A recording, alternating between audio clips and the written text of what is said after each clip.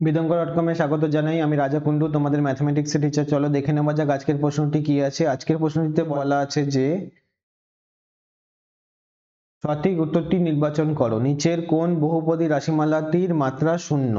প্রথম অপশনটি হলো শূন্য, দ্বিতীয়টি হলো -m², m ধ্রুবক, তৃতীয় অপশনটি হলো x⁴n যেখানে n স্বাভাবিক সংখ্যা, এবং চতুর্থ অপশনটি হলো t⁻1/3 মানে √t। ঠিক আছে, এখানে আমি উত্তরটি সরাসরি লিখছি। উত্তরটি হলো বি অপশন, অর্থাৎ -m², যেখানে m হলো ধ্রুবক। এই অপশনটি কেন হবে? m সমান ধ্রুবক, এই অপশনটি কেন হবে দেখে নাও। -m² কে আমি কি বলতে পারি? -5² অর্থাৎ -25, যখন m একটি ধ্রুবক, অর্থাৎ m এর মান আমি নিলাম 5 ধরি।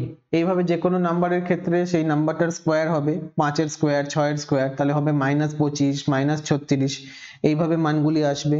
তাহলে -25 কে আমি কি লিখতে পারি? -25 × 1, এইভাবে লিখতে পারি। -25 × 1, -25 × 1 কে কিভাবে লিখতে পারি? -25 × 1 কে লিখতে পারি -25.1 এর মানে হচ্ছে x⁴0।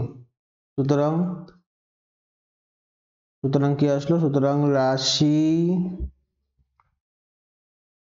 মালাটির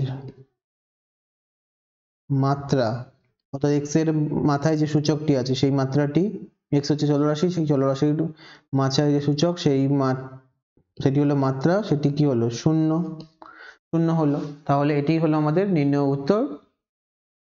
কিন্তু বাকিগুলো উত্তর কেন হবে না সেটি আমি একটু রাফে বলে দিচ্ছি।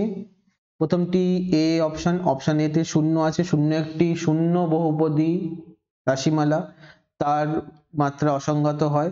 দ্বিতীয়টি অপশন ঠিক আছে, তৃতীয়টি x⁴n, যেখানে n হচ্ছে স্বাভাবিক সংখ্যা, মানে n হচ্ছে ন্যাচারাল নাম্বার। ন্যাচারাল নাম্বার মানে হচ্ছে 1 2 3, শূন্য নয়, তাই n এর মান যেহেতু শূন্য নয় তাই এটি হবে না। থার্ড অপশনটিও হবে না, আর ফোর্থ অপশনটিও হবে না। ফোর্থ অপশনটিতে বলা আছে √t, অর্থাৎ t এর টু দ্য পাওয়ার 1/3, অর্থাৎ t এর মাথায় যে পাওয়ারটি আছে সেটি একটি অখণ্ড সংখ্যা নয়। ঠিক আছে, সেই জন্য এটি হবে না।